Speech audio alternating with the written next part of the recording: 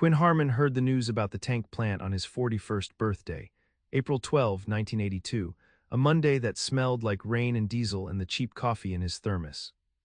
He was in the break room at Lima Army Tank Plant when Dave Mitchell, union rep and 25-year veteran of the floor, stepped in with a face like stone. "They're cutting back," Dave said, his voice fighting to stay steady. "Pentagon's talking about slashing orders by 60%. Quinn's coffee stopped halfway to his lips. 60%. "That's just talk," said Hank from maintenance, but his eyes darted around the room, searching for reassurance no one could give. Quinn set his mug down carefully, so carefully because something inside him felt suddenly breakable. The fluorescent lights buzzed overhead. The clock on the wall read 9:43. Outside the windows, he could see the vast parking lot where 1,000 men parked their trucks and sedans each morning. 1,000 men who built the tanks that kept America safe. "When?" Quinn asked. "Soon," Dave said, "maybe summer." Could be sooner. Quinn nodded, his face arranged in what he hoped looked like calm consideration, while inside his chest something essential began to fracture. 41 years old today, 13 years at the plant, and now this.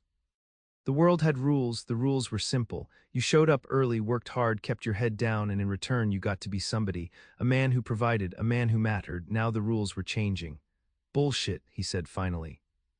They've been saying this stuff for years. But Dave's expression didn't change. "It's different this time, Quinn. They're talking about moving half the operation to Detroit. The M1 Abrams contract is being scaled back. Reagan's defense buildup isn't translating to what we thought it would, not for us anyway." Quinn stood, left his coffee cooling on the table, and walked back to his station without replying. The noise of the floor enveloped him. The mechanical symphony he'd known since he was 28 years old, when he'd walked through the doors of the Lima Army Tank Plant with a new hard hat and his father's advice ringing in his ears. "Never let them see you can't handle it." The cavernous manufacturing space stretched before him, alive with purpose. Welders' sparks cascaded like fireworks. Overhead cranes moved steel components that weighed as much as houses. Men called to each other over the din of machinery. This was his place in the world, the place where America's strength was forged in steel and hydraulics, the place where Quinn Harmon had become a man worth something. He'd been hired in 1969, just after his marriage to Nancy. The plant was booming then, building M60 Patton tanks for Vietnam. The job had saved him from the draft, given him a wage that bought their small house on Elmview Drive, that had paid for Ellie's braces and Scott's baseball equipment. It had made him more than his father had been, a steady paycheck instead of seasonal construction work, health insurance instead of kitchen table stitches, a pension instead of nothing but calloused hands to show for a lifetime of labor. Quinn returned to his workstation where a partially assembled turret awaited his attention. He pulled his welding mask down and lit his torch, losing himself in the one thing he knew without question he was good at: 60% cuts. He'd survived layoffs before, in '75 when they'd finished the last M60 contract, again in '79 before the M1 Abrams production really ramped up. Quinn had always made the cut because Quinn was reliable. Quinn was skilled. Quinn showed up early and stayed late and never complained. Quinn was essential. That was the bargain. That was the rule. By lunchtime, the news had spread through the plant like a virus. Groups of men huddled together, voices low, faces grim. Quinn sat alone, unwrapping the sandwich Nancy had made him that morning when the world still made sense. Ham and Swiss on rye, the same lunch he'd eaten every Monday for 13 years. "Mind if I join you?" Quinn looked up to see Nora Zimmer standing beside his table, lunch bag in hand. The only female engineer on the floor and 20 years his junior, she'd started at the plant 2 years ago with a degree from Ohio State and a determination that had initially irritated Quinn but gradually earned his grudging respect. "Free country," he said, gesturing at the empty chair. Nora sat, her movements precise and economical like everything else about her. She wore her dark hair pulled back in a practical ponytail, her face free of makeup except for a trace of lipstick. Her blue work shirt bore the same Lima Army Tank Plant patch as his. "You heard," he asked, "about the cutbacks?" "Yeah." She unwrapped her own sandwich, something with sprouts sticking out of whole wheat bread. "What do you think?" Quinn shrugged. "Been through it before. They talk big, then they realize they need us more than they thought." Nora studied him for a moment. "I've been looking at the numbers. The defense budget is prioritizing missiles, aircraft. They're talking about a new generation of military technology, less emphasis on conventional ground forces." "We build the best tanks in the world," Quinn said flatly. We do, she agreed. But they're ordering fewer of them. So we tighten our belts for a while, wait it out. Nora took a bite of her sandwich, chewed thoughtfully. What would you do if you had to find something else? The question struck Quinn like a physical blow, but he kept his face neutral. Not going to happen, he said. I know this place, they know me, I'll be fine. She nodded, but something in her eyes, something like pity, made anger flare in his chest. Been here 13 years, he said, his voice harder than he intended. Planning on 13 more, at least. I hope so, Nora said quietly. Quinn finished his sandwich in silence, the bread dry in his mouth, and returned to work 5 minutes early, as he always did. The familiar weight of his tools in his hands steadied him. The precision of the work centered him. By mid-afternoon, he had almost convinced himself that Dave had been exaggerating, that 60% couldn't possibly mean him. At 4:47, 13 minutes before the end of his shift, Quinn's supervisor Mike Langley appeared at his station. Management meeting at 7 tomorrow morning, Mike said without preamble. Everyone's required. No exceptions. Quinn nodded, tried to read Mike's expression, but the man's face gave nothing away. What's it about?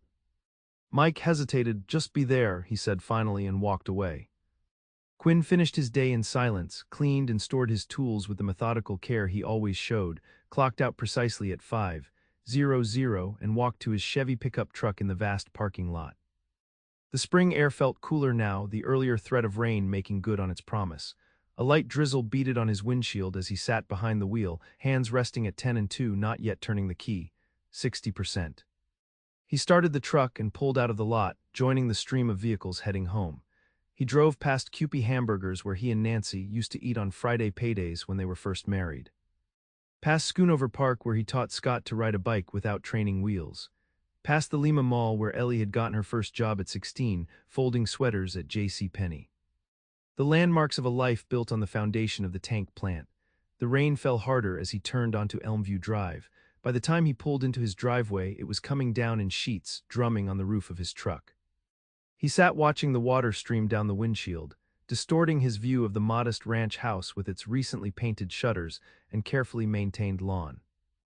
The home that 13 years at the tank plant had built. Quinn was still sitting there when the porch light came on and Nancy appeared in the doorway, a questioning look on her face. He finally turned off the engine and made a dash through the rain to the covered porch. You're soaked, Nancy said, holding the door open for him. She was still in her hospital scrubs, pale blue with tiny flowers from her shift as a nurse's aide at Lima Memorial. Forgot my umbrella, Quinn said, stepping into the warmth of the house. The smell of pot roast filled the air, his favorite meal, his birthday dinner. Happy birthday, Dad, Ellie emerged from the kitchen, 20 years old now and home from her second year at Ohio Northern University. Behind her stood Scott, 17 and nearly as tall as Quinn, awkward in the way of teenage boys not yet comfortable with their sudden height. Look at you two, Quinn said, forcing a smile. When did you both get so grown up? Mom picked me up from campus, Ellie said. I don't have classes on Mondays this semester, remember. And I let Scott skip baseball practice, Nancy added. Just this once for your birthday. Quinn hung his wet jacket on the hook by the door. That's real nice, he said, real nice of all of you. He looked around at his family, at the home he'd built for them, and felt the weight of it all pressing down on him. Ellie's college tuition, Scott's baseball dreams, the boy had a real shot at a college scholarship if he kept improving. The mortgage, Nancy's mother's medical bills, all of it resting on his ability to walk through the doors of Lima Army Tank Plant every morning at 6:30 a.m. and be Quinn Harmon, essential man. You okay, Dad? Scott asked. You look kind of, I don't know. Just tired, Quinn said, long day. Nancy studied his face. After 22 years of marriage, she could read him better than anyone. Something happened at work. Quinn glanced at the kids. Nothing that can't wait until after dinner. It smells amazing in here. Nancy held his gaze for a moment longer, then nodded. Pot roast is ready. Ellie made your favorite chocolate cake for dessert. With the coffee frosting, Ellie added proudly. Just let me wash up, Quinn said. In the bathroom, he stared at his reflection in the mirror. The face looking back at him was lined now, hair receding at the temples, gray threading through what remained. When had that happened? Somehow in the daily rhythm of work and home, he'd aged from the young man who'd first walked into the tank plant to this, a middle-aged man whose entire existence was defined by what he did for 8 hours a day. Quinn washed his hands thoroughly, scrubbing at the ingrained grease and metal dust that never quite disappeared from the creases of his knuckles. Then he straightened his shoulders, arranged his face into what he hoped looked like birthday contentment, and rejoined his family. Dinner was a performance.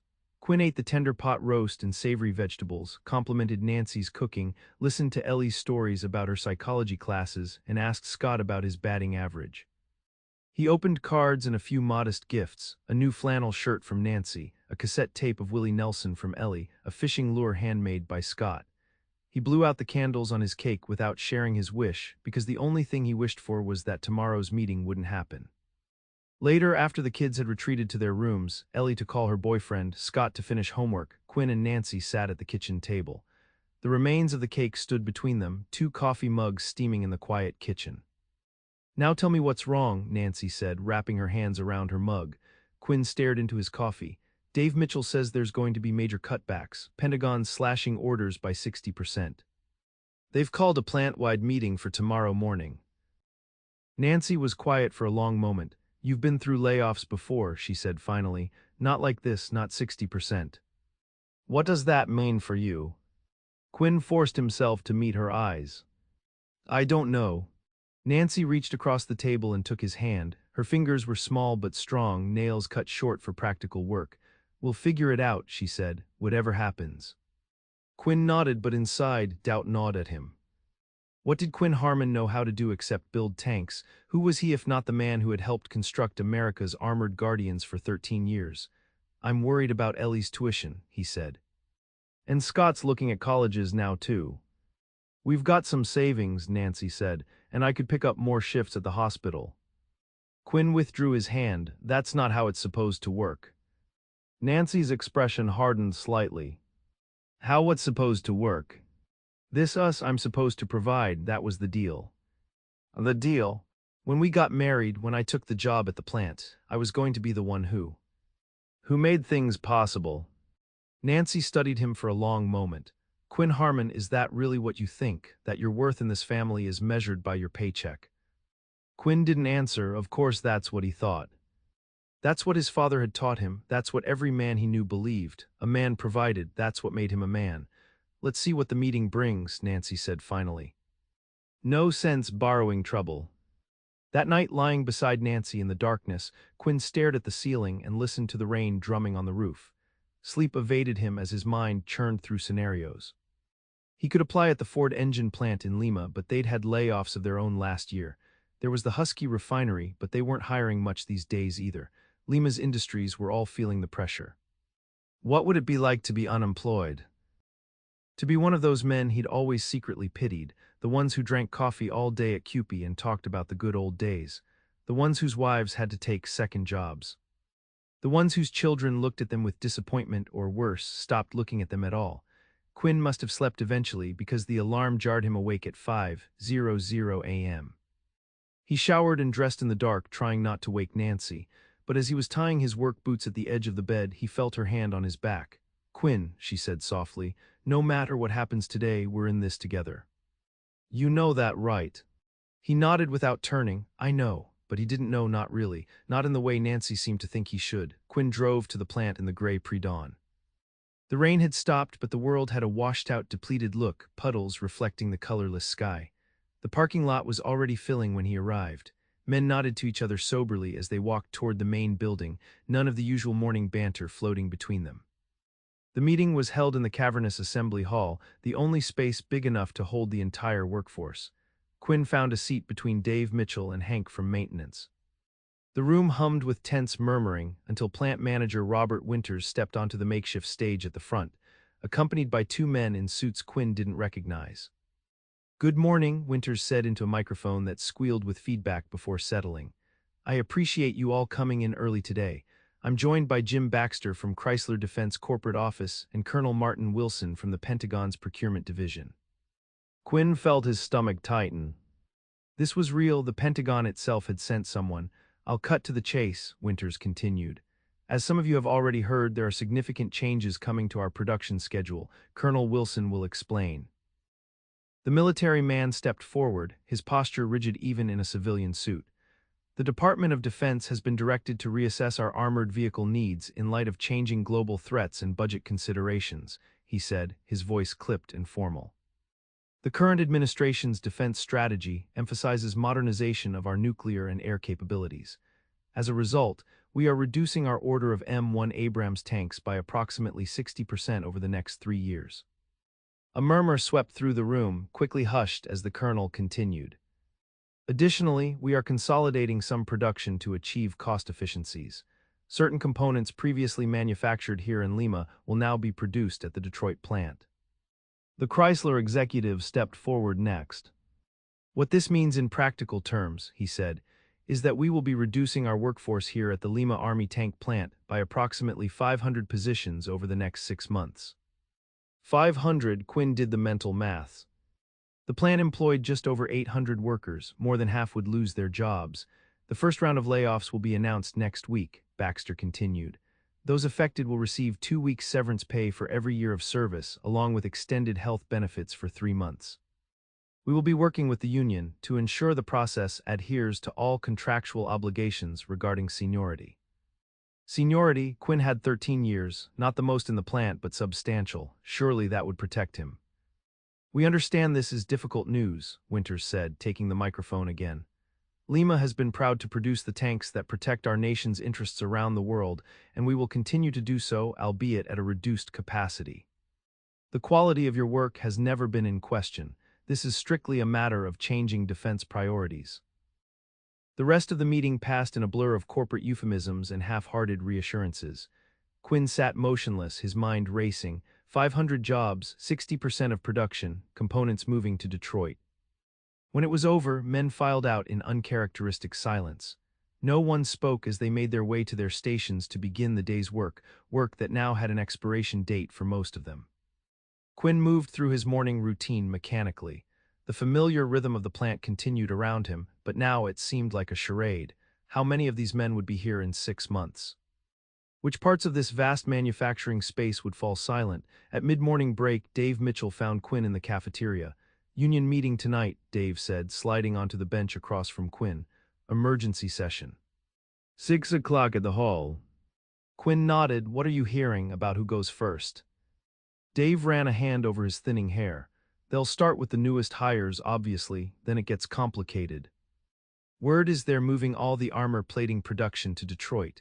Anyone working that line is vulnerable, regardless of seniority.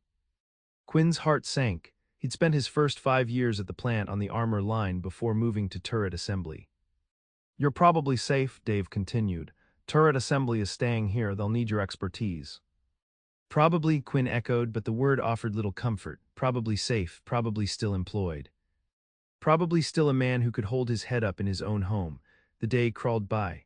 Quinn worked with mechanical precision, his body going through the motions while his mind circled the same questions endlessly. What would he do if he lost this job? Who would he be?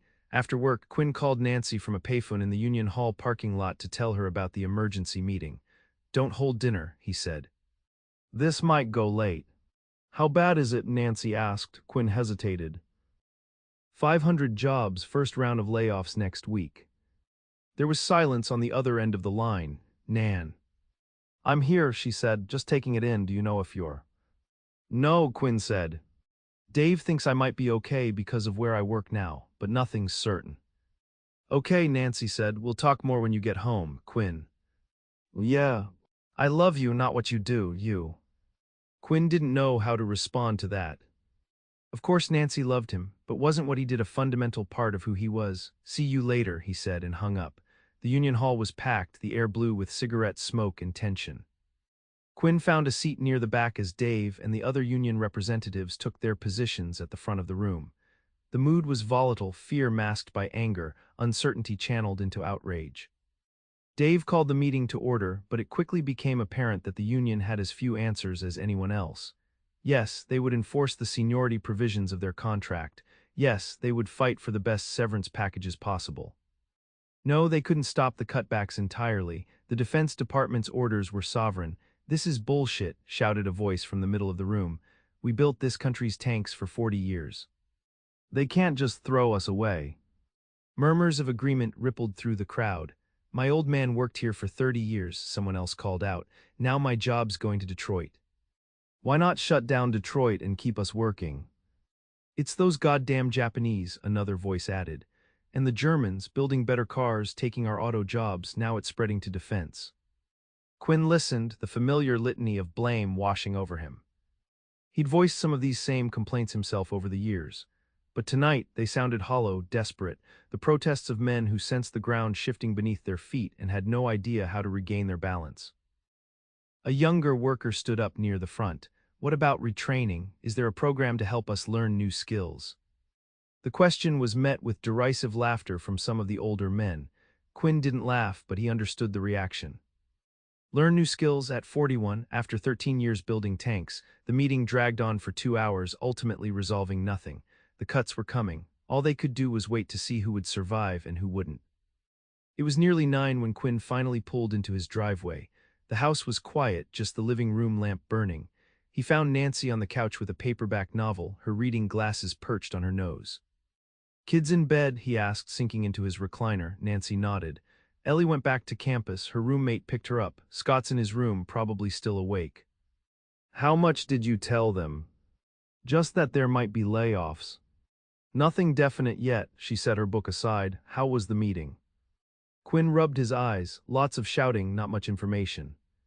"When will you know?" "Next week, supposedly. They're announcing the first round." He looked at her directly. 500 jobs, Nancy. That's more than half the plant. Nancy absorbed this, her face revealing little. After 22 years of marriage, Quinn still marveled sometimes at her capacity for steady calm in crisis. It was what made her a good nurse's aide, the ability to look at dire situations without flinching. "If it happens," she said carefully, "if you're one of the ones laid off, we'll adjust." "Adjust how?" Quinn demanded, suddenly irritable. "I make twice what you do, and your mother's medical bills." "Mom's Medicare finally came through," Nancy interrupted. "That's handled now, and I've been thinking about going back to school, finishing my nursing degree. I could double my salary." Quinn stared at her. "When were you planning to tell me this?" Nancy's expression hardened slightly. "I'm telling you now." "Just like that, you'll go back to school while I do what exactly?" "Whatever you need to do," Nancy said evenly. "Maybe this is an opportunity, Quinn. You've always talked about starting your own welding business." 20 years ago, maybe. Before we had a mortgage and college tuition." Quinn stood up, too restless to remain seated. "Do you have any idea what it would take to start a business now? Equipment, insurance, licenses?" "We could figure it out." "There's nothing to figure out," Quinn snapped. "I'm a tank builder, that's what I do, that's who I am." Nancy took off her reading glasses and set them carefully on the end table. When she spoke again, her voice was quiet but firm. "Is that really all you are, Quinn?" "Just your job." The question hit him like a physical blow. Of course that's what he was. What else was there? Father, husband. Those roles were built on his ability to be a provider, weren't they? Without his job, those identities would crumble too, wouldn't they? "You don't understand," he said finally. "I think I understand better than you realize." Nancy stood and gathered her book and glasses. "I'm going to bed." "Don't stay up too late worrying about things we can't control yet." Quinn remained in the living room long after Nancy had gone upstairs. The house settled around him, creaking occasionally as if adjusting to a new weight. Outside, a light rain began to fall again, pattering against the windows. The next day at the plant, Quinn worked with mechanical precision, but his mind was elsewhere. He watched the men around him with new awareness. Which ones would be gone in a week, a month, 6 months, which skills were expendable, which essential? Nora Zimmer appeared at his workstation just before lunch. "Got a minute?" she asked. Quinn checked his watch, 13 minutes until his break. "What's up?" "I've been looking at the specs for the consolidated production," she said, voice low. "The way they're restructuring the assembly process. And I think you should consider applying for the technical training program." Quinn frowned. "What technical training program?" "They're announcing it tomorrow. They need a small team to learn the new computerized systems they're installing this summer, the ones that will monitor the automated welding processes." "Computers," Quinn said flatly. "They're replacing welders with computers now." "Not replacing entirely," Nora said. "Augmenting, monitoring, calibrating, but they'll need people who understand both the machinery and the computers." "People with experience." Quinn turned back to his work. I don't know anything about computers. That's the point of the training program, Nora persisted. 6 weeks of classes paid. Then you'd be qualified for one of the new positions. I'm qualified for my current position, Quinn said stiffly. Nora studied him for a moment. Quinn, your current position might not exist in 6 months. I've got 13 years here. I've survived layoffs before. This is different, Nora said. They're not just reducing workforce. They're changing how the entire plant operates. The people who adapt will stay, the rest. She didn't finish the sentence. She didn't need to. Thanks for the advice, Quinn said, turning back to his work, but I'll take my chances with seniority. Nora lingered a moment longer, then walked away with a small shake of her head. The days that followed took on a surreal quality. Work continued, tanks still needed to be built, orders still needed to be filled, but the specter of layoffs hung over everything. Men spoke in hushed tones about rumors, who was on the list, who was safe, which departments would be gutted. At home, Quinn maintained a careful optimism. Dave says turret assembly should be mostly intact, he told Nancy. My experience will count for something. Nancy listened, neither contradicting nor wholeheartedly agreeing. Instead, she began bringing home pamphlets from Lima Technical College, nursing program information, financial aid forms. She left them on the kitchen counter where Quinn could see them, an alternative narrative quietly unfolding alongside his insistence that nothing fundamental would change. The official announcement of the technical training program came just as Nora had said it would. 6 weeks of training in the new computerized monitoring systems, 20 positions available, applications due by the end of the week. Quinn passed the notice board without stopping. On Friday, 1 week after the initial announcement of cutbacks, the first layoff notices were distributed. 100 workers, mostly recent hires with less than 5 years at the plant. Quinn watched them leave the supervisor's office one by one with identical white envelopes in their hands. Some cursed, some went silent, a few wept openly. Quinn was not among them. He told himself this was confirmation of his value, his essential place in the plant's operations. He would survive this. His family would be fine. That night he brought home a bottle of cheap champagne. Let's celebrate, he told Nancy. First round of layoffs and I'm still employed.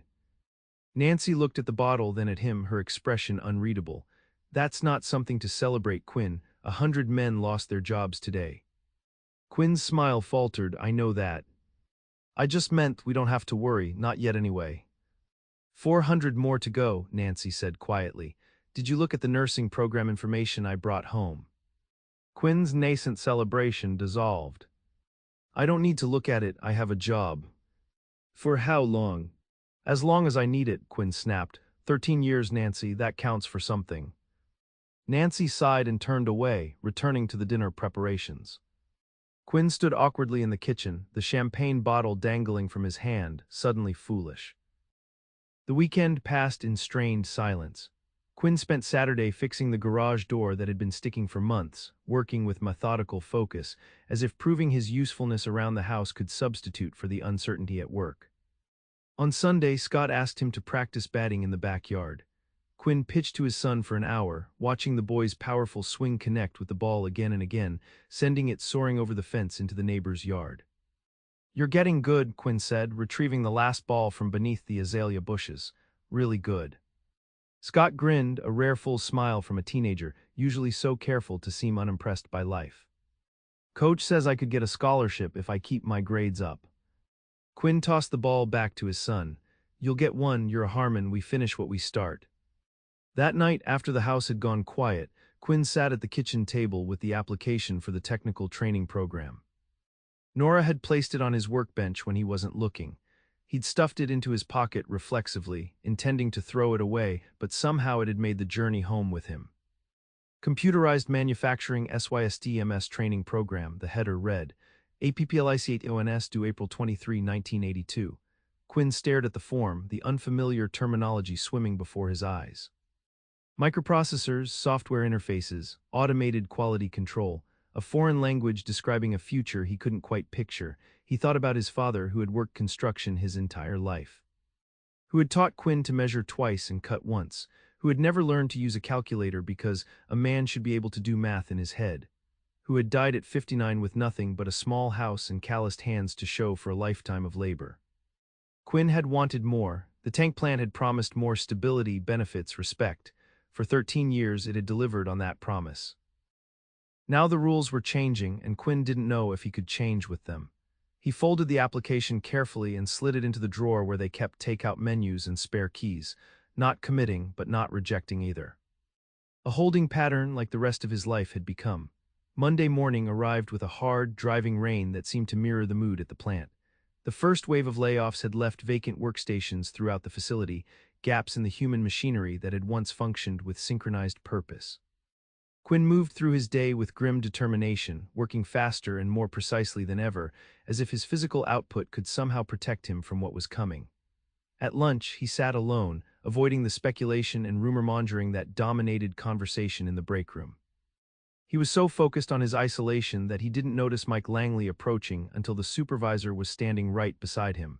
"Quinn," Mike said, "got a minute?" Quinn looked up, a cold knot forming in his stomach. Mike's expression was carefully neutral, but there was something in his eyes, something like regret. "Now?" Quinn asked, his voice sounding distant to his own ears. Mike nodded. "My office." Quinn stood, aware of the eyes following them as they walked out of the break room. This was how it happened. This was the walk that 100 men had taken last Friday. This was how you learned you were no longer essential. Mike's office was small and utilitarian, a metal desk, filing cabinets, safety posters on the walls. He gestured for Quinn to sit in the single chair facing the desk. "You're a good worker, Quinn," Mike began, and Quinn's heart sank. This was how it started, praise before the fall. 13 years, Quinn said, the words coming out more forcefully than he intended. "I've been here 13 years, Mike, never missed a day, never failed a quality check." Mike nodded. "I know. That's why this is difficult." Quinn waited, his hands gripping the arms of the chair. "They're eliminating your position," Mike said finally, "moving turret assembly to a new automated process. Half the team is being let go." The words hit Quinn like physical blows. Eliminating, automated, let go, the clinical language of corporate decisions that severed a man from his livelihood. When, Quinn managed, 2 weeks' notice, then severance based on your years of service, 26 weeks' pay. Health insurance for 3 months. 26 weeks, 6 months of salary, and then what? What about the other positions opening up, the computer training program? The words came out before Quinn had consciously formed them. Mike looked surprised. "You'd be interested in that, I thought." He stopped, recalibrating. "The deadline for applications is Friday, but those jobs won't start until after the training, which is 6 weeks. There'd be a gap." "I can manage a gap," Quinn said, though he had no idea if that was true. Mike nodded slowly. "I'll get you the paperwork, but Quinn, you should know, there are a lot of applicants for those 20 spots. Younger guys with some computer background already." The implicit message was clear: don't count on this. "I understand," Quinn said. Mike handed him the white envelope that had been sitting on his desk. "Personnel will go over the details of your severance package. If you have questions, they can help." Quinn took the envelope but didn't open it. "That's it, 13 years and it's just over." Mike had the decency to look uncomfortable. "It's not personal, Quinn, you know that, right? It's just business, defense contracts, Pentagon budgets, things none of us control." Quinn stood, the envelope clutched in his hand. "Sure," he said. "Not personal at all." He walked out of the office in a daze, the plant around him suddenly seeming alien. The noise, once so familiar it had become almost unnoticeable, now grated on his nerves. The smell of metal and oil, once as natural to him as the scent of his own home, now seemed oppressive. Quinn completed his shift in a fog of disbelief. He didn't tell anyone about the envelope in his locker, not yet. To speak it aloud would make it real, and he wasn't ready for that reality. The drive home was torturous. What would he tell Nancy? How would he face Scott and Ellie? He, Quinn Harmon, who had built his entire identity around being the provider, the steady one, the man who made the family possible through the work of his hands. Quinn drove past his house, unable to face what waited inside. He continued down Elmview Drive, then turned onto Cable Road, then Market Street, circling Lima aimlessly as the rain fell steadily on his windshield. He passed other factories, the Ford engine plant, Clark Equipment, Teledyne, wondering if any of them were hiring, if any of them would want a 41-year-old tank builder with no other skills. Eventually, he found himself parked outside Kewpie Hamburgers downtown, the neon sign glowing in the gray afternoon. He went inside and ordered a coffee, taking it to a booth in the back where he finally opened the white envelope. The paperwork was exactly as Mike had described: 2 weeks' notice, 26 weeks of severance pay, health insurance for 3 months, a form to sign acknowledging his termination. Quinn stared at the papers, the corporate language swimming before his eyes. Workforce reduction, position elimination, technological modernization, bloodless terms for the amputation of a man's purpose. He was still sitting there, coffee cold and untouched, when a familiar voice broke through his thoughts. "Didn't expect to see you here." Quinn looked up to find Nora Zimmer standing beside his booth, a paper bag of takeout in her hand. "Mind if I join you?" she asked when he didn't respond. Quinn gestured to the seat across from him. Nora slid into the booth and set her bag aside, her eyes going to the papers spread before him. "Ah," she said softly, "I heard they were making cuts in turret assembly." Quinn gathered the papers and returned them to the envelope. "News travels fast." "I'm sorry, Quinn." He shrugged, aiming for nonchalance but failing. 13 years doesn't count for much, I guess. "It's not about value," Nora said, "it's about—" "Don't," Quinn interrupted. "Don't tell me it's not personal, don't tell me it's just business. I've already heard that from Mike." Nora fell silent, studying him with those direct eyes that always seemed to see more than Quinn wanted to reveal. "What will you do?" she asked finally. "I don't know," Quinn admitted. "Look for work, I guess, not much else I can do." "What about the training program? Did you apply?" Quinn shook his head. "Mike said there are too many applicants already, younger guys with computer experience." "So don't apply," Nora said with surprising sharpness. "Just give up before you even try." "That sounds like a great plan." Quinn felt anger rise in his chest. "Easy for you to say. You've got a college degree, you're an engineer, you'll be fine." "I'm a woman in an industry that barely tolerates me," Nora countered. "Every day I have to prove I belong there. Nothing's been easy." Quinn had no response to that. He'd seen how some of the men treated Nora, the dismissive comments, the skepticism about her abilities. Yet she showed up every day, did her work, and never complained. "The application deadline is Friday," Nora said, her voice gentler now. "What do you have to lose by trying?" Pride, Quinn thought but didn't say. The last shred of the identity he'd built over 13 years, the belief that he was essential just as he was. "I'll think about it," he said instead. Nora nodded and stood, gathering her takeout bag. "For what it's worth, I think you'd be good at it. You understand the mechanical systems better than anyone, the computer part that can be learned." After she left, Quinn remained in the booth, turning her words over in his mind. "You understand the mechanical systems better than anyone." It was true. Quinn knew the tanks intimately, every component, every connection, every potential point of failure. Could that knowledge translate to a new role, or was he fooling himself? It was nearly dark when Quinn finally drove home. The house was lit up against the gloom of the rainy evening, warm yellow light spilling from the windows. Quinn sat in his truck for a long moment, the envelope on the passenger seat beside him, a physical manifestation of his failure. Inside, he found Nancy at the kitchen table with a pile of bills and their checkbook. She looked up when he entered, her face immediately registering that something was wrong. "Quinn." He set the envelope on the table in front of her.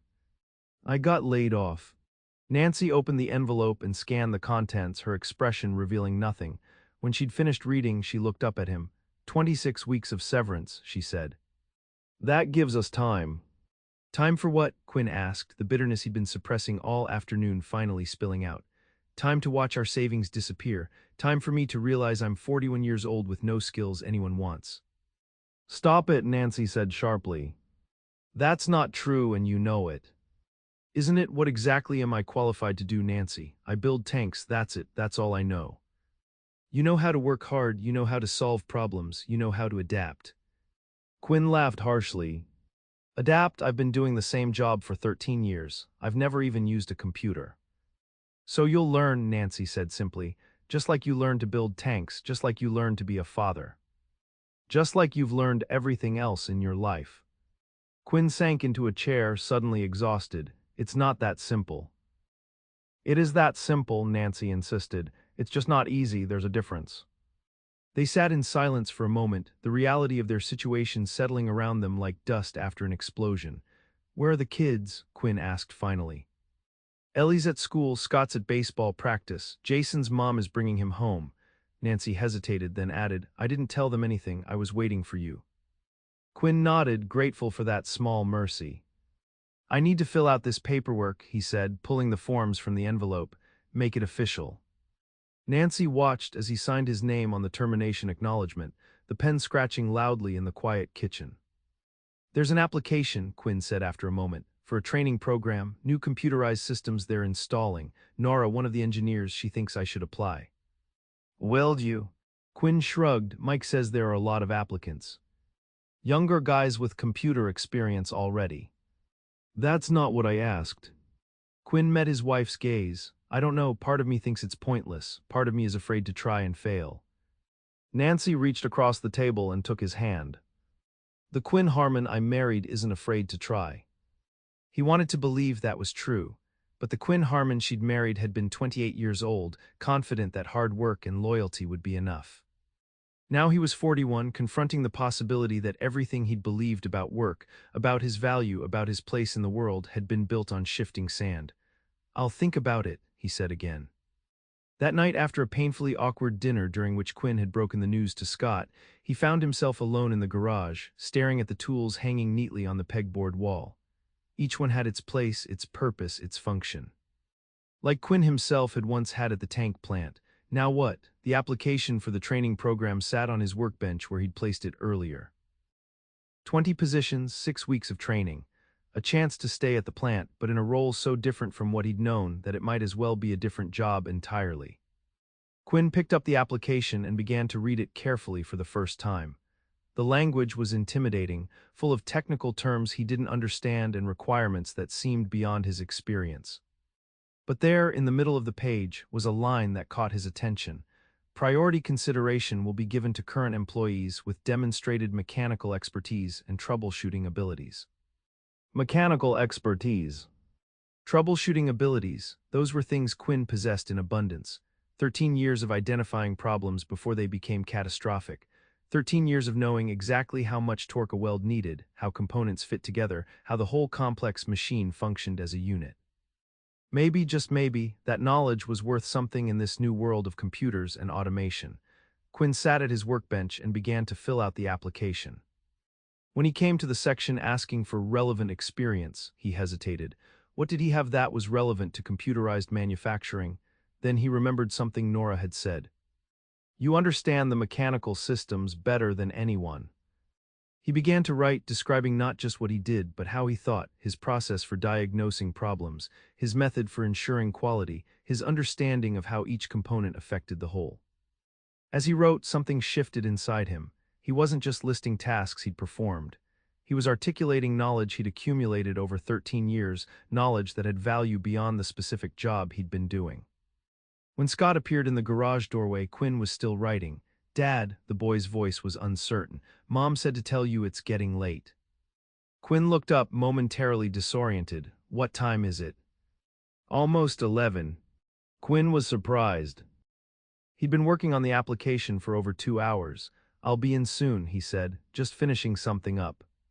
Scott lingered in the doorway. Dad, are you going to be okay? With the job and everything. The question caught Quinn off guard. In Scott's eyes, he saw not judgment or disappointment, but genuine concern and something else.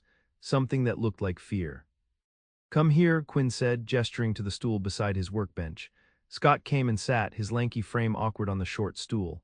At 17, he was still growing into his height, his wrists extending from sleeves that were already too short. I'm going to be honest with you, Quinn said. I don't know exactly what's going to happen. I'm applying for a different position at the plant, one that involves computers and new technology. I might get it, I might not. Scott nodded solemnly. You can learn that stuff, you're smart. The simple confidence in his son's voice touched something deep in Quinn.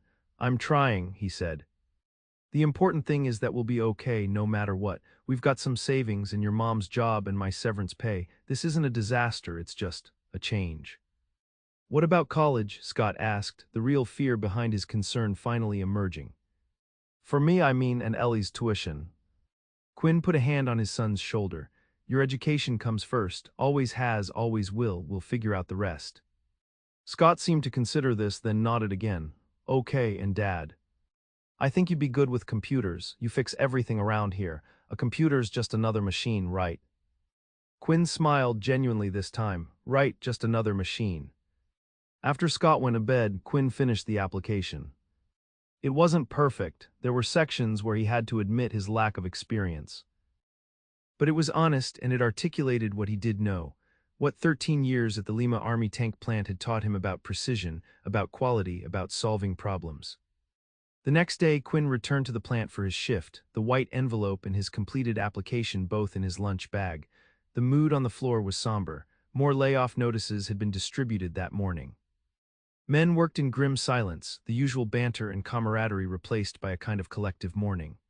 Quinn did his job with the same care he always had, but with new awareness that in 13 days he would no longer walk through these doors as an employee. Unless the application worked, unless he could reinvent himself at 41, at lunch he sought out Mike Langley in his office. "I filled out the application," Quinn said, handing over the form. "For the computer training program." Mike took it, surprise evident on his face. "Good for you, Quinn. I'll make sure it gets to the right people." "What are my chances, honestly?"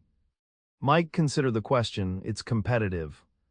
"I won't lie to you about that, but you've got experience that matters. You know these tanks inside and out, that counts for something." Quinn nodded. It wasn't a promise, but it was something. A sliver of possibility in the darkness that had descended on his future.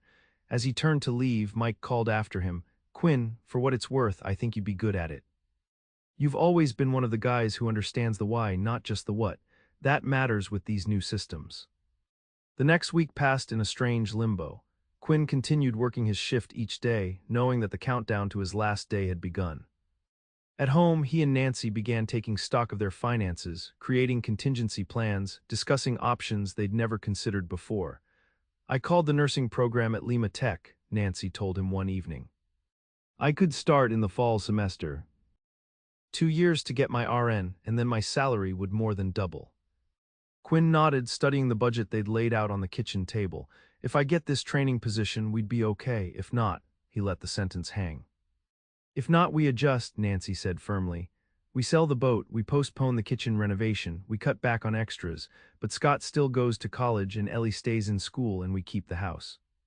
"That's non-negotiable."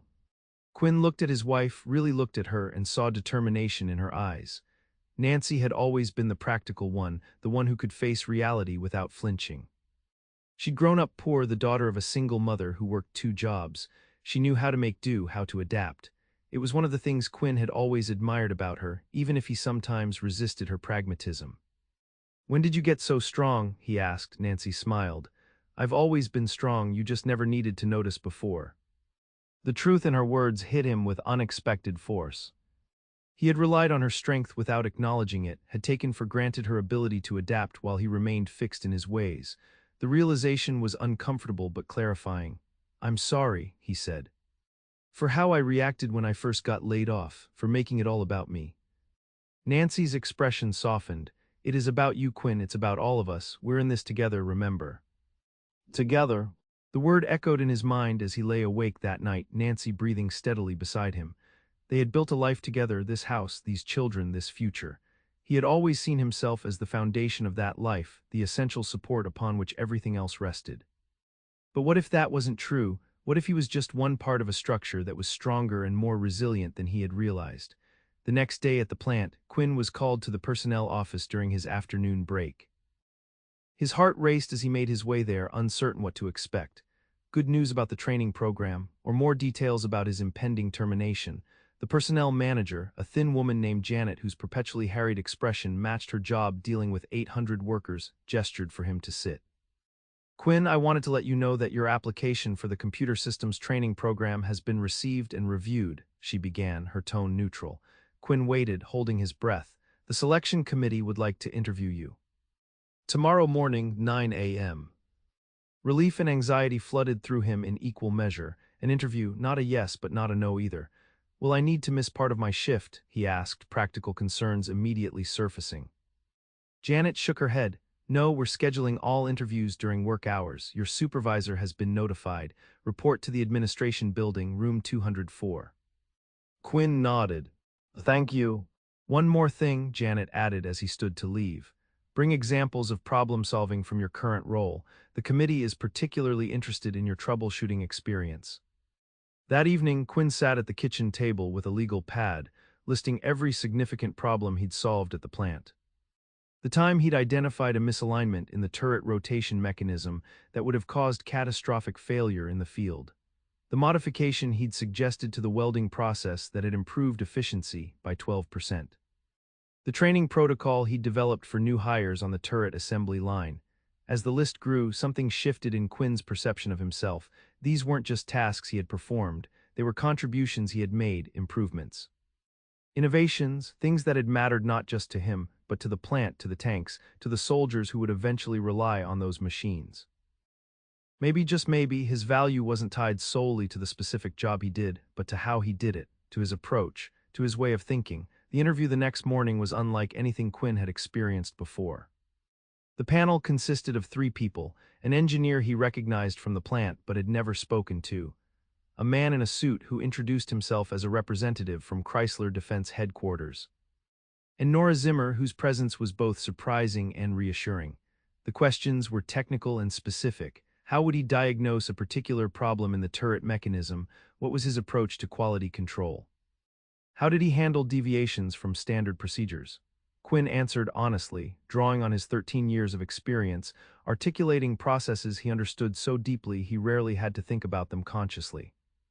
Then came the questions about computers. Have you ever used a personal computer? The man from Chrysler asked. No, Quinn admitted, but my son's high school has them in the library. He's shown me a little about how they work. The systems we're implementing are considerably more complex than what you'd find in a high school library, the man noted, his tone neutral but his implication clear. I understand that, Quinn said, but they're still machines. They have inputs and processes and outputs. They follow logic. I know how to learn systems. I've been doing it my whole career.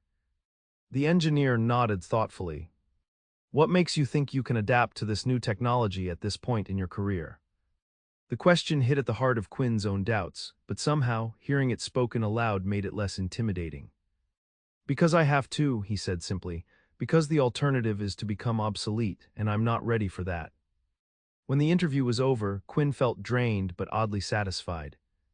He had been honest about his experience, his capabilities, and his limitations. Whether it would be enough, he couldn't say, but he had tried. The Quinn Harmon who walked out of that interview was not the same man who had received the white envelope a week earlier. Something had changed subtly but significantly. The days that followed were a strange mix of endings and beginnings. Quinn continued his work on the assembly line, aware that each completed task might be among his last in the job he'd held for 13 years. At home, he and Nancy refined their contingency plans, discussed options, prepared for an uncertain future. Scott's baseball team made it to the regional championships. Quinn attended every game, watching his son on the pitcher's mound with a new appreciation for the boy's focus and determination. In Scott, he recognized qualities he had always valued in himself: precision, consistency, the ability to perform under pressure. But he also saw adaptability, the capacity to change strategies when the situation demanded it.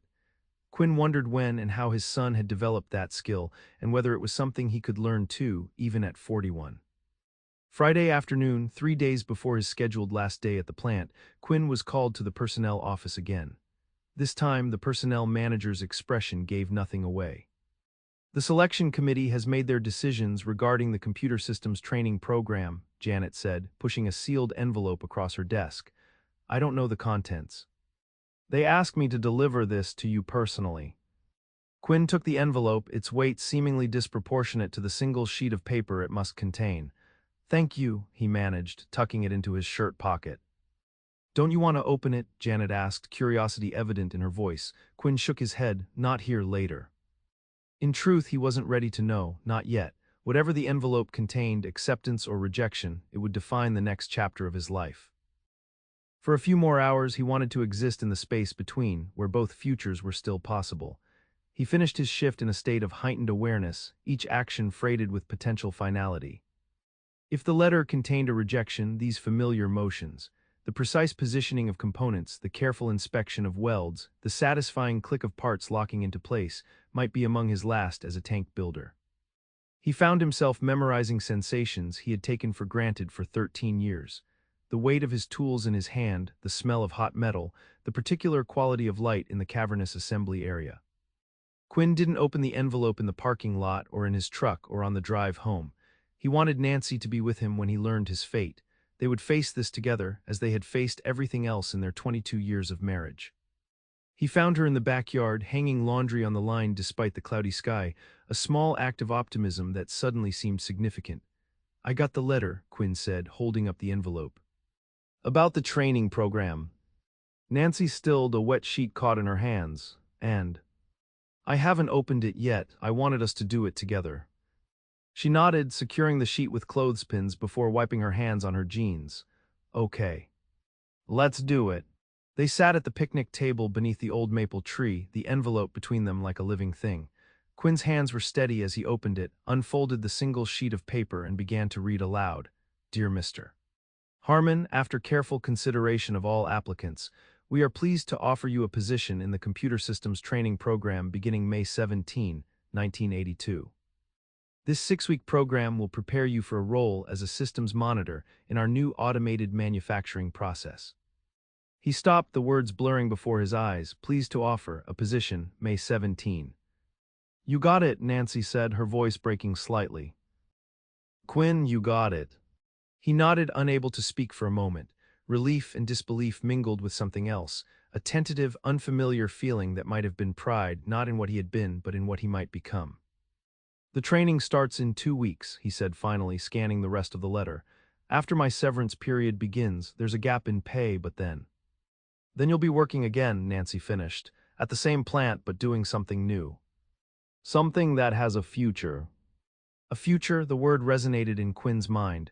2 weeks ago, he had believed his future was secure because his past had been stable. Now he understood that his future would be secure only if he could change, adapt, become something different than what he had been.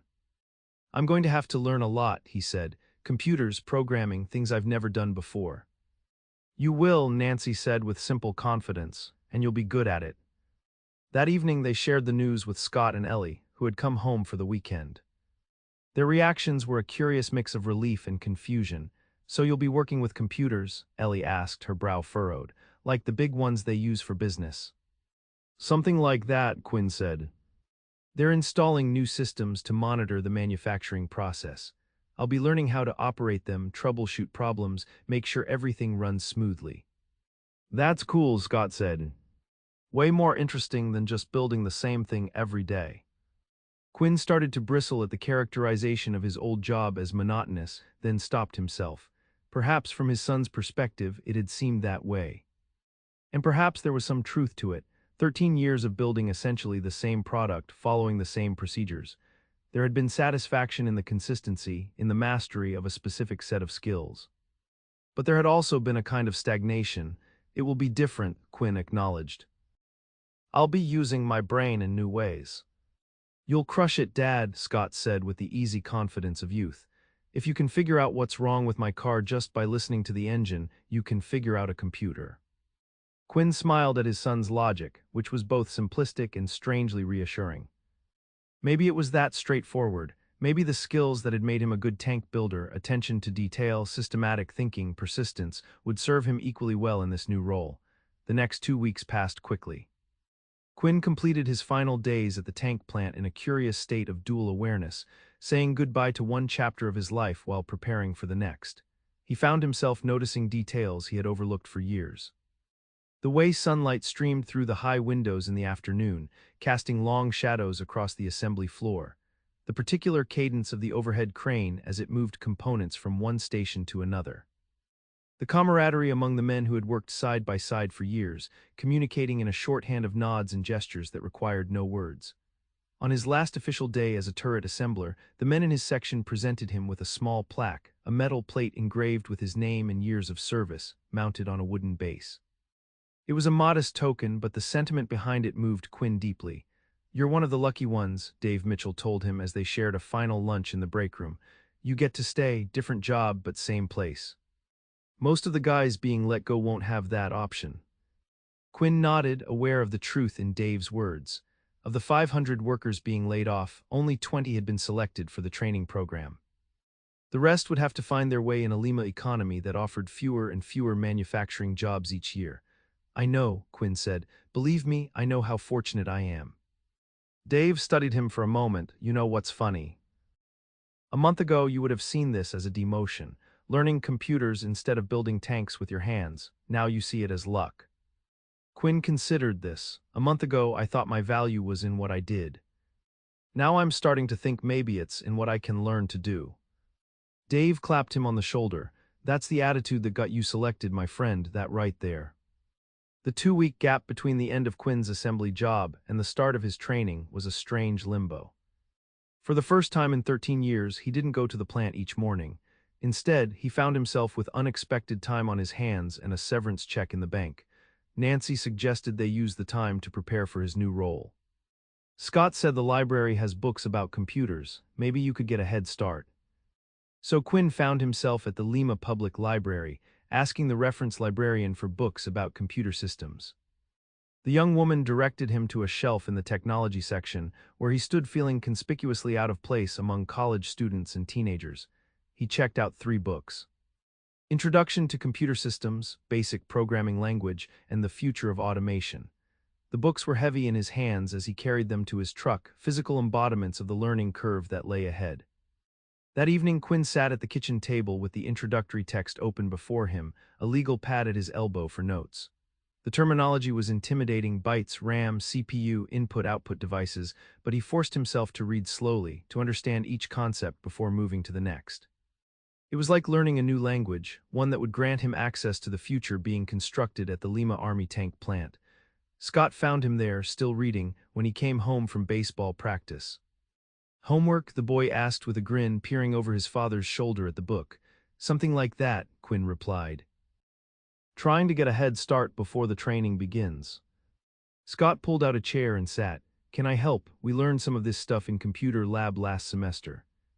Quinn was about to refuse, his pride still stinging at the idea of needing his teenage son's help, but then he reconsidered.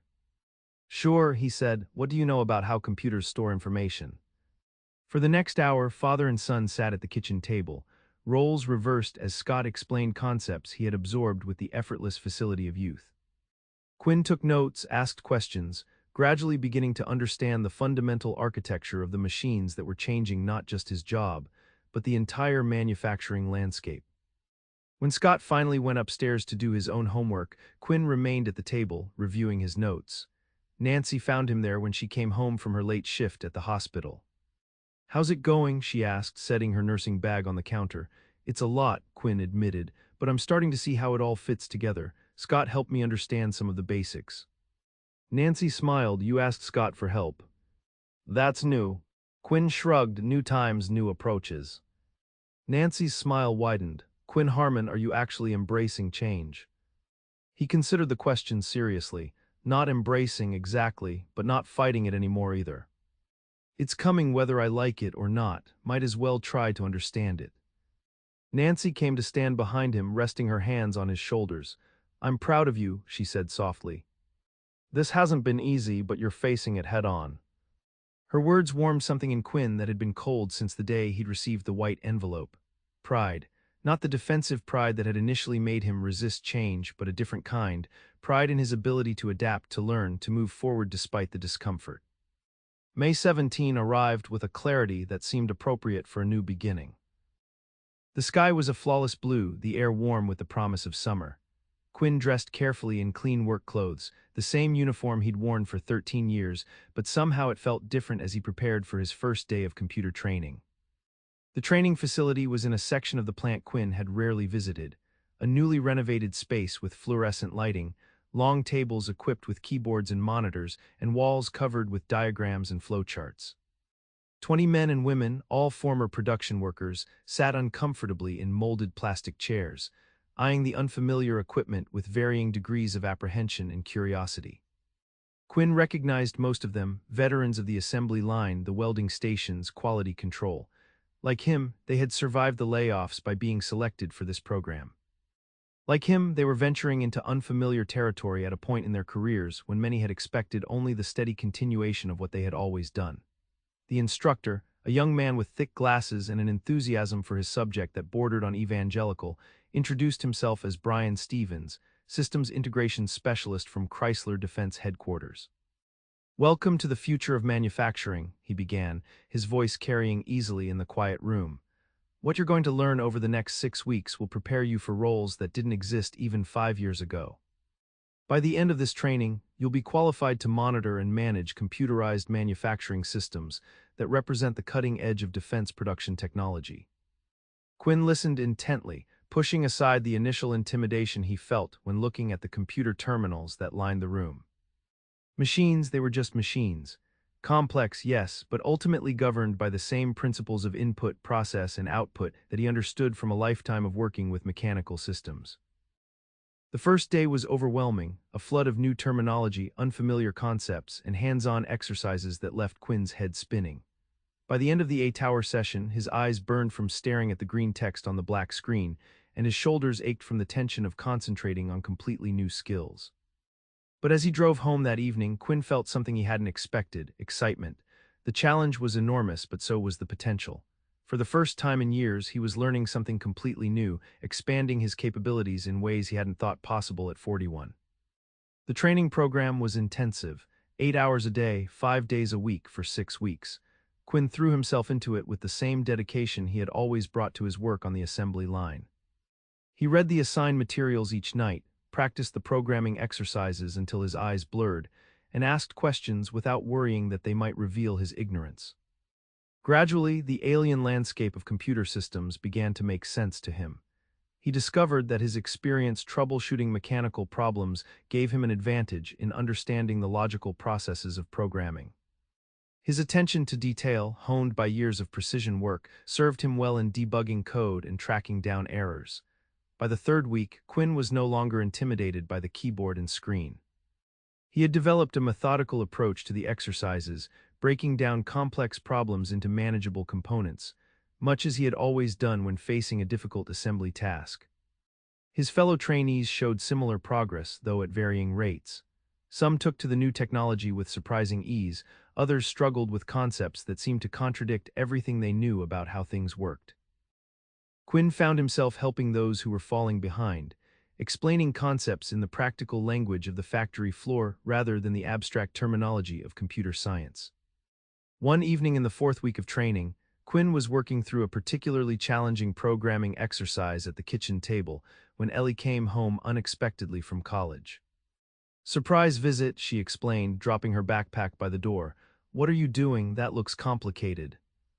Quinn showed her the exercise, a program to monitor temperature variations in the welding process and alert operators when readings fell outside acceptable parameters.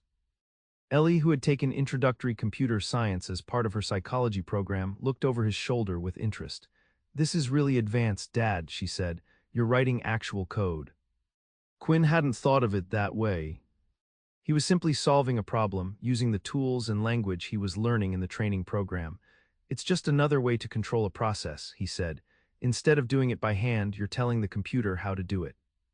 Ellie smiled. "That's exactly what programming is. You're becoming a programmer." The label startled him. A programmer. Quinn Harmon, tank builder for 13 years, now becoming a programmer at 41. The idea would have seemed ludicrous just 2 months ago. Now it seemed possible. "I don't know about that," he said. "I'm just trying to learn enough to do this new job." Ellie sat beside him. "You know, when I was little, I thought you could fix anything. Remember that dollhouse you built me, with the working lights? I thought you were like a wizard or something." Quinn smiled at the memory. He had wired the tiny dollhouse with real electric lights, running the thin wires through the miniature walls, installing a switch that Ellie could turn on and off. "This is kind of the same thing," Ellie continued. "You're figuring out how things work and making them do what you want, just with computers instead of dollhouses or cars or whatever." Her perspective shifted something in Quinn's understanding of himself. Perhaps this new direction wasn't a complete departure from who he had been. Perhaps it was an evolution, a new application of the problem-solving abilities he had always possessed. The final 2 weeks of training culminated in a practical assessment. Each trainee was assigned a specific system to monitor, troubleshoot, and optimize. Quinn's assignment involved the quality control checkpoints in the turret assembly process, familiar territory for him, but now approached through the lens of computerized monitoring rather than direct physical inspection. He worked methodically, applying both his new knowledge of computer systems and his deep understanding of the manufacturing process.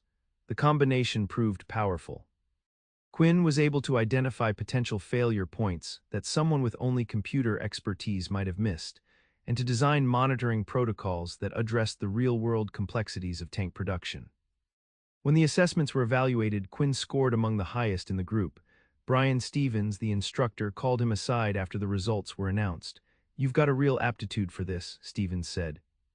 "The way you integrated the technical knowledge with practical manufacturing experience, that's exactly what we were hoping for when we designed this program."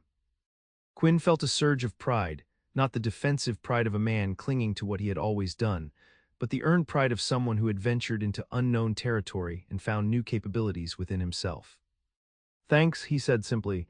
"It's been interesting seeing the production process from a different angle." Stevens nodded. "That's the advantage you and the others have over someone who just knows computers. You understand what's actually happening on the floor. You know what matters in real terms, not just in theory." On the final day of training, the group gathered for a small ceremony. Each trainee received a certificate and an assignment to one of the new computerized systems being installed throughout the plant. Quinn was assigned to the quality control monitoring system for the turret assembly process, a role that would build on both his previous experience and his newly acquired skills. As he drove home that day, certificate in hand, Quinn reflected on the journey of the past 2 months. From the shock of the layoff notice to the uncertainty of the application process, from the intimidation of the first days of training to the growing confidence of the final assessment. He had changed in ways that went beyond the specific technical skills he had acquired. He pulled into his driveway to find Nancy waiting on the porch, a small gathering of friends and family behind her. Scott, Ellie, Dave Mitchell and his wife, a few neighbors, and somewhat surprisingly, Nora Zimmer. "Congratulations," they called as he stepped out of his truck, confusion giving way to understanding as he saw the banner strung across the porch. "CONGRATULATIONS graduate." "What's all this?" Quinn asked as Nancy came down the steps to meet him. "We're celebrating," she said, "your completion of the training program, your new position. Your future." The party was modest but heartfelt, a cookout in the backyard, beer and soda in a cooler, Nancy's homemade potato salad and a sheet cake with "Congrats Quinn" written in blue frosting. As the evening progressed, Quinn found himself in conversation with Nora, who had brought a small gift, a book titled Advanced Programming for Manufacturing Systems. "Thought this might be useful," she said. "It's what I used when I was learning the systems." Quinn thanked her, turning the book over in his hands. "I wouldn't be here without your encouragement," he said. "You pushed me to apply when I was ready to give up." Nora shrugged. "I just pointed out an opportunity. You did the hard part." "Still, thank you." She studied him for a moment. "You know, when I first started at the plant, I thought guys like you would be the biggest obstacles. The veterans who had always done things a certain way, who might resist new ideas from someone like me." Quinn winced. "I probably was at first." "Maybe," Nora acknowledged, "but you've adapted faster than most. That's rare, especially at our age." "Our age," Quinn repeated with a slight smile. "You can't be much over 30. 35, Nora corrected. "Old enough to know how hard it is to change course mid-career, what you've done these past 2 months that takes courage." "Courage?" The word settled in Quinn's consciousness, unexpected but fitting. It had taken courage to apply for the training program when his pride wanted him to reject it. Courage to walk into that classroom filled with unfamiliar technology. Courage to admit what he didn't know and to learn it anyway. Later, as the party wound down and guests departed, Quinn stood in his backyard looking up at the stars. Nancy joined him, slipping her hand into his. "Penny for your thoughts," she said. "I was just thinking about my dad," Quinn replied. "How he did the same job his whole life, how he expected me to do the same." Nancy waited, giving him space to continue. "He would have hated this," Quinn said. "Computers, programming. He believed in the work of your hands, physical things you could see and touch." "And you," Nancy asked, "what do you believe in now?" Quinn considered the question carefully. "I believe in adapting," he said finally. "In learning what you need to learn to keep going. In finding value not just in what you've always done, but in what you can still do." Nancy leaned her head against his shoulder. "That's a good thing to believe in." Monday morning, Quinn reported to his new position as a quality control systems monitor at the Lima Army Tank Plant.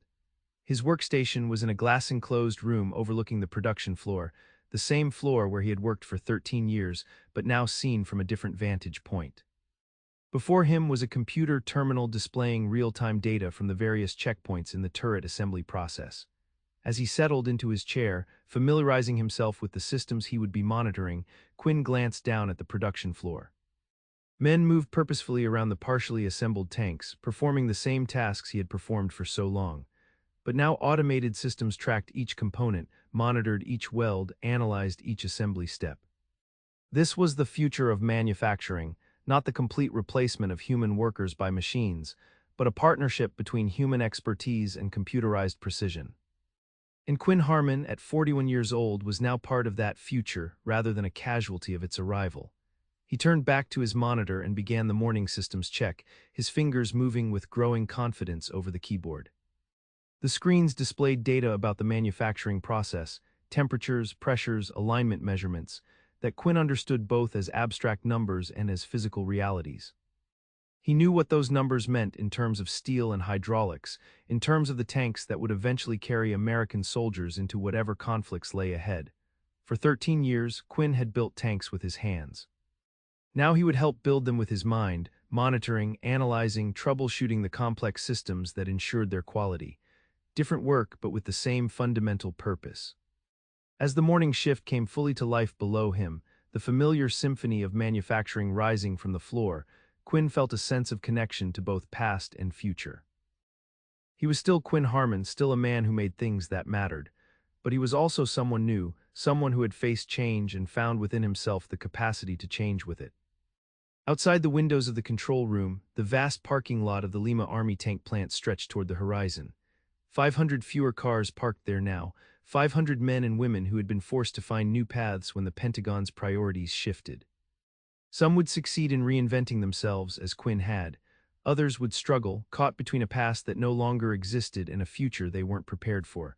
Quinn thought of Dave Mitchell, who had been among those laid off and not selected for the training program. At 55, with 25 years at the plant, Dave had decided to take early retirement rather than try to start over elsewhere. "It's not how I planned to go out," he had told Quinn at the party, "but maybe it's time for something different anyway.